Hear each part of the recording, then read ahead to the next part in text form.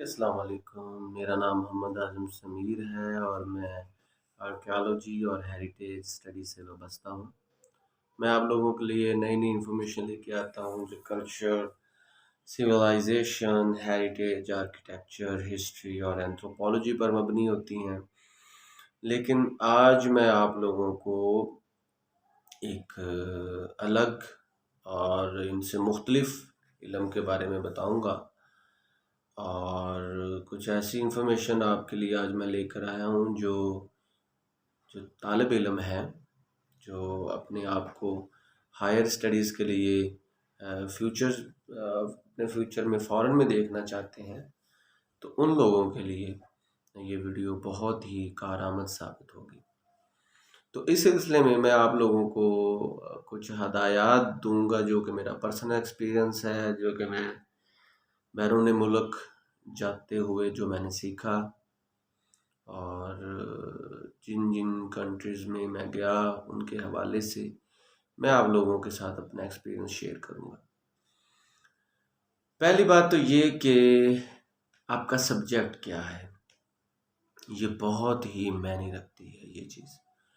जब तक आप अपने सब्जेक्ट की सही समत नहीं मालूम करेंगे, आपको पता नहीं चल पाएगा कि आपने किस कंट्री में और किस स्कॉलरशिप पे जाना है। इसके साथ साथ आप लोगों को स्कॉलरशिप्स का पता होना चाहिए, कौन कौन से स्कॉलरशिप हैं जो कौन कौन सा कंट्री और ऑर्गेनाइजेशन ऑफर कर रही हैं।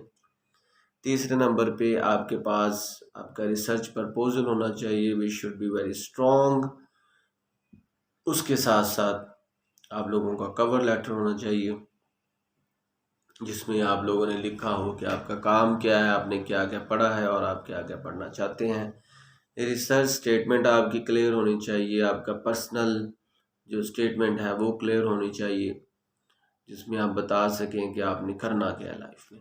इसके साथ साथ अगर आप लोगों के पास फॉरेन कंट्री से अपने सुपरवाइजर्स का इनविटेशन लेटर है या रिकमेंडेशन लेटर आपके पास है, रेफरेंस लेटर है, तो ये प्लस पॉइंट है। तो आइए जी बात करते हैं। सबसे पहले आप स्कॉलरशिप कहाँ ढूंढें। इस सिलसिले में सबसे पहले आप दुनिया में आप देखें, वो जो यूनिवर्सिटीज़ हैं उनको विज़िट करें और आप जिस कंट्री में जाना चाहते हैं उस कंट्री की यूनिवर्सिटीज़ की लिस्ट निकालें। कोशिश करें जो यूनिवर्सिटीज़ रैंकिंग में आती हैं और स्कॉलरशिप भी ऑफ़र करती हैं, उनको सबसे पहले स्टडी करें और देखें कि कहाँ कहाँ आपका प्रोग्राम ऑफ़र किया जा रहा है। फॉर एग्ज़ाम्पल अगर आप आर्कियोलॉजी के स्टूडेंट हैं तो इंग्लैंड में, अमेरिका में, इवन दो एशिया में बहुत सी यूनिवर्सिटी जहाँ पे आपका प्रोग्राम ऑफ़र होता है। तो अगर आप फॉर एग्ज़ाम्पल फ़िज़िक्स केमिस्ट्री के स्टूडेंट हैं तो आपको समझ होनी चाहिए कि चाइना में यूएसटीसी बेस्ट यूनिवर्सिटी है। इसके अलावा शिंहुआ यूनिवर्सिटी है, बीजिंग यूनिवर्सिटी है, अमेरिका में हार्वर्ड यूनिवर्सिटी है, लंदन में लीड यूनिवर्सिटी है। तो आपको यूनिवर्सिटीज़ का पता होना चाहिए कि कहाँ कहाँ आपका सब्जेक्ट ऑफ़र होता है। जब आपको पता चल जाए कि आपका वहाँ वहाँ सब्जेक्ट ऑफ़र होता है तो वहाँ पे एक ईमेल डालें प्रोफेसर साहब को या वहाँ के एचआर को या वहाँ के आईएसओ को, आईएसओ के लीडर को कि जी आप यहाँ पे पढ़ना चाहते हैं, ये आपका काम है। और पहली ईमेल में आप अपने डॉक्यूमेंट सेंड ना करें प्लीज़। ये तालिब इल्म बहुत ज़्यादा गलती करते हैं कि पहले ही अपनी ईमेल पे अपने सारे डॉक्यूमेंट सेंड कर देते हैं। ऐसा नहीं है। मोस्ट प्रोबेबली आप छोटी सी ईमेल डालें और हो सके एज ए रेफरेंस आप अपनी करिकुलम विटा जो है, अपना सीवी जो है वो आप भेज सकते हैं।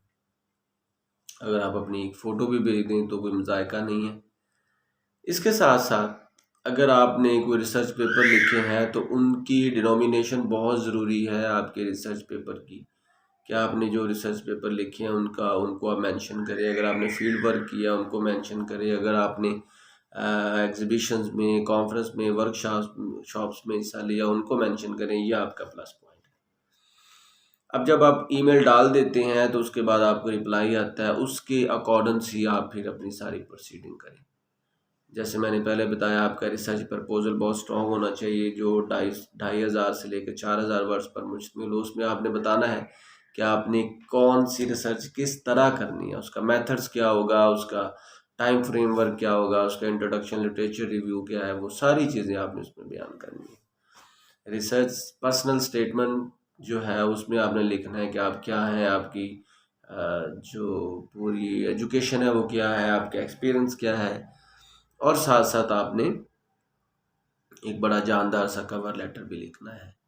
इन तमाम डॉक्यूमेंट्स को तैयार करने के बाद अपने क्रेडेंशियल्स को आपने हो सके तो आप एक ही पीडीएफ में बना के आप प्रोफेसर साहब को सेंड कर दें, अगर वो डिमांड करें तो। फिर उसके बाद इंतज़ार करें कि क्या रिस्पॉन्स आता है, और कोशिश करें कि एक ही यूनिवर्सिटी में या एक ही डिपार्टमेंट में एक ही जो लेटर है वो दो मुख्तलिफ प्रोफेसर को सेंड ना करें। कोशिश करें कि एक यूनिवर्सिटी में आपका एक ही लेटर जाए तो ज़्यादा बेटर है। अगर रिजेक्ट हो जाता है तो फिर आप किसी दूसरे प्रोफेसर हजरात को सू कर सकते हैं। इसके साथ साथ एक और चीज़, अगर आप चाइना में तालीम हासिल करने के ख्वाह हैं तो वहाँ में बहुत सी स्कॉलरशिप ऑफ़र होती हैं। CSC है, आंसू स्कॉलरशिप है, उसके अलावा वहाँ का प्रोविंशियल गवर्नमेंट स्कॉलरशिप है, बीजिंग स्कॉलरशिप है, शिंगहुआ स्कॉलरशिप है, शंघाई स्कॉलरशिप है, और बहुत से स्कॉलरशिप्स हैं जो वहाँ पे लैंग्वेज स्कॉलरशिप ऑफर होता है। तो आप उनकी स्कॉलरशिप की डायरेक्ट वेबसाइट पे भी जाएं, अपनी इंफॉर्मेशन को वहाँ पे गैदर करें और उसके मुताबिक अपने डॉक्यूमेंट्स प्रिपेयर करें और वहाँ पे अप्लाई कर दें। अगर आप इंग्लैंड में, ब्रिटेन में, यूरोप में किसी भी यूनिवर्सिटी में जाना चाहते हैं तो अमेरिका की एक स्कॉलरशिप है, उसको आप देखें। उसके अलावा इरास्मस मंडस एक स्कॉलरशिप है, उसको आप देखें। उसके अलावा वहाँ पे यूनिवर्सिटीज़ कुछ फंडिंग एजेंसीज़ हैं जो वो आपको सपोर्ट करते हैं। अमेरिका में फुल ब्राइट स्कॉलरशिप है जो सबसे इम्पोर्टेंट है। इसके अलावा ऑस्ट्रेलियन गवर्नमेंट स्कॉलरशिप है, ताइवान स्कॉलरशिप है, इसके साथ साथ हांगकांग स्कॉलरशिप है। अगर आप एशिया में पढ़ने के ख्वाह हैं तो मैं आपको सजेस्ट करूँगा कि यूनिवर्सिटी ऑफ सिंगापुर यूनिवर्सिटी उसको विज़िट करें, हांगकांग यूनिवर्सिटी विज़िट करें, USTC विज़िट करें, उसके साथ साथ बीजिंग यूनिवर्सिटी करें, शंघाई जोतोंग यूनिवर्सिटी करें, यूनिवर्सिटी ऑफ मलाया करें, और यूनिवर्सिटी ऑफ जो टेक्निकल यूनिवर्सिटीज़ हैं जितनी भी, उनको आप स्टडी करें साउथ कोरिया। इसके साथ साथ अगर आप यूरोप में पढ़ना चाहते हैं तो बेस्ट चॉइस जो है वो जर्मनी है। जर्मनी की जितनी भी यूनिवर्सिटीज़ हैं वहाँ पे फ्री एजुकेशन ऑफ़र होती है। लेकिन अगर आप समटाइम वहाँ पे जो डैट स्कॉलरशिप है उसमें आपको अपनी बैंक स्टेटमेंट भी करना पड़ती है, उसका अरेंज करना पड़ता है। लेकिन कोशिश करें कि ऐसी यूनिवर्सिटी में जाए जहाँ पे प्रोग्राम बिल्कुल फ्री हो और वहाँ पे आपको अच्छी खासी सैलरी भी मिलती हो। सैलरी से मुराद ये है कि आपको मंथली स्टाइपेंड नहीं मिलता। उसके साथ साथ ऑस्ट्रिया अच्छी चॉइस है, ऑस्ट्रेलिया अच्छी चॉइस है। उसके साथ साथ तो हांगकांग मैंने बता दिया। अमेरिका में बहुत सी यूनिवर्सिटीज़ हैं। इसके अलावा हार्वर्ड यूनिवर्सिटी, विस्कॉन्सिन यूनिवर्सिटी और लीड यूनिवर्सिटी, ये बहुत ही बड़े नाम हैं जहाँ पे आप अपने आप को अप्लाई कर सकते हैं। जो चंद एक और इम्पोर्टेंट चीज़ें वो ये हैं कि आपने किसी एजेंट के थ्रू अप्लाई नहीं करना। ये मेरा पर्सनल एक्सपीरियंस है जो रॉन्ग रहा है। मुझे मेरा एक्सपीरियंस ये है कि आप किसी एजेंट के थ्रू अप्लाई ना करें। कोशिश करें खुद स्टडी करें। आपको टाइम लग जाए, इट्स ओके, नो प्रॉब्लम, लेकिन आप इसको ही कंटिन्यू करें, ना कि किसी का सहारा लें। हाँ, अगर आपका कोई दोस्त किसी यूनिवर्सिटी में है तो उससे आप असिस्टेंस ले सकते हैं कि उस यूनिवर्सिटी की क्या रिकमेंडेशंस हैं, क्या रिक्वायरमेंट्स हैं, एट्सेट्रा। अपने कनेक्शन बढ़ाएं, वहाँ जाके अपने मुल्क को, कौम का नाम रोशन करें। वहाँ पे जाके ऐसी हरकत सकनात ना करें जिससे आपको और आपके मुल्क को नुकसान पहुँचे, इज़्ज़त को नुकसान पहुँचे। उसके साथ साथ आप जहाँ भी जाएं अपना एक अच्छा नाम छोड़ें, वहाँ पे लोगों को ट्रेन करें, लोगों से कुछ सीखें, लोगों को कुछ सिखाएं। वहाँ की लैंग्वेज ज़रूर जाके सीखें। लैंग्वेज बहुत बड़ा टूल होता है किसी भी कंट्री में रहने का। जैसे कि चाइना में अगर रहें तो आपको चाइनीज़ लैंग्वेज आनी चाहिए। अगर आप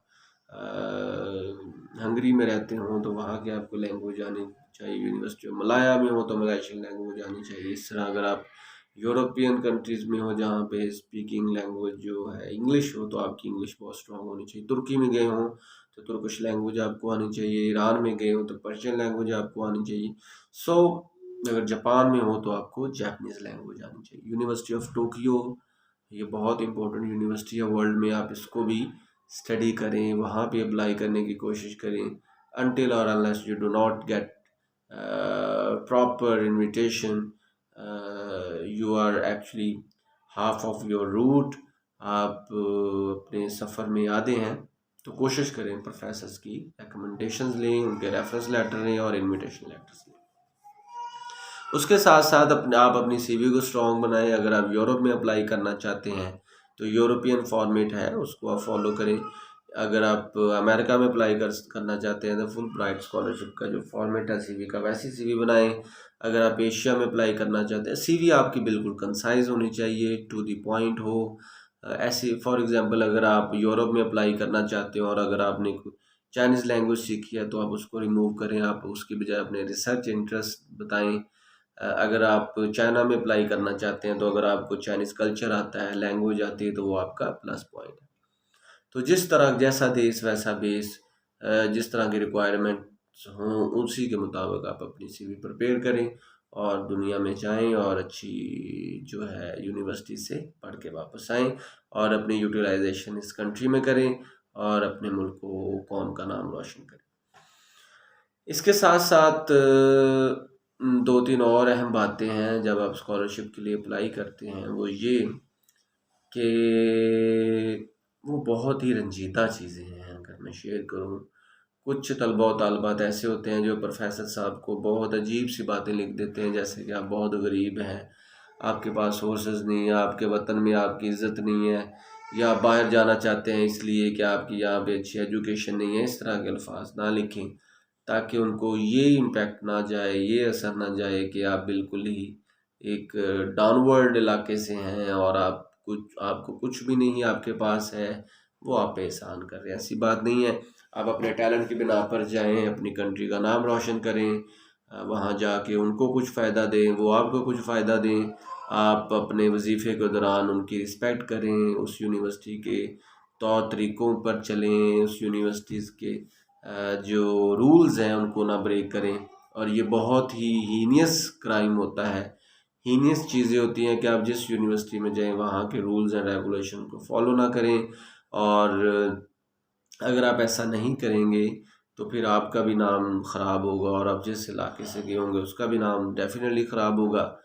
दूसरी चीज़ वो ये कि जब आप वहाँ पे चले जाएं तो आप कोशिश करें कि अपनी शख्सियत को ऐसा बनाएं कि लोग आपसे असर लें, लोग आपसे इंस्पायर हों, आपके नॉलेज को सराहें, अपने नॉलेज को स्प्रेड करें, नॉलेज को बढ़ाएं, दूसरों का भी नॉलेज हासिल करें, उसकी इम्प्लीमेंटेशन करें। और वहाँ पे जाके, चूँकि हमारे मुल्क पाकिस्तान में अभी लेबॉर्ट्रीज़ का सिस्टम बहुत ज़्यादा स्ट्रॉन्ग नहीं है, तो वहाँ जिस मर्ज़ी लैब में जाएं वहाँ पे जाके ज़्यादा से ज़्यादा काम करें, ज़्यादा से ज़्यादा लैब्स टेक्निक सीखें ताकि उनकी यूटिलाइजेशन यहाँ पे करें और आने वाले वक्तों में आप अपनी फील्ड में बहुत ज़्यादा एक्सपर्ट हों।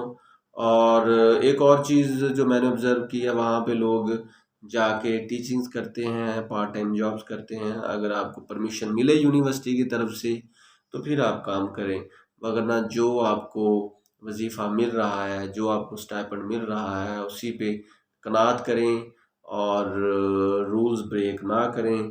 पैसे तो आप कमा लेंगे, लेकिन अगर आप वहाँ पे पकड़े जाते हैं, इफ़ यू आर कैप्चर्ड, हाँ कुछ कंट्रीज़ हैं जैसे कि लंदन है, वहाँ पे आपको कुछ आवर्स मिल जाते हैं हफ्ते में, आप वहाँ पे काम भी कर सकते हैं। लेकिन ये है कि कोशिश ये करें कि अगर आपको यूनिवर्सिटी से परमिशन मिलती हैं। और एक और बात ये कि फॉरेन कंट्रीज़ में जब आप किसी सुपरवाइज़र के अंडर होते हैं तो सुपरवाइज़र ही आपका ऑल इन ऑल होता है। जैसा कि अगर आप गल्फ़ में जाएं तो आप कफ़ील जो है वो आपका ऑल इन ऑल होता है।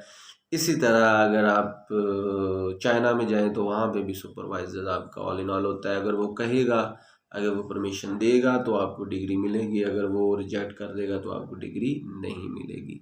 तो उसकी इज़्ज़त करें, अपने तलबा व तालिबात जो आपके क्लास फेलो उनकी रिस्पेक्ट करें, लाइब्रेरी और लेबॉर्ट्रीज़ के रूल्स को फॉलो करें और कोशिश करें कि आप अपने कल्चर को भी वहाँ पे प्रमोट करें।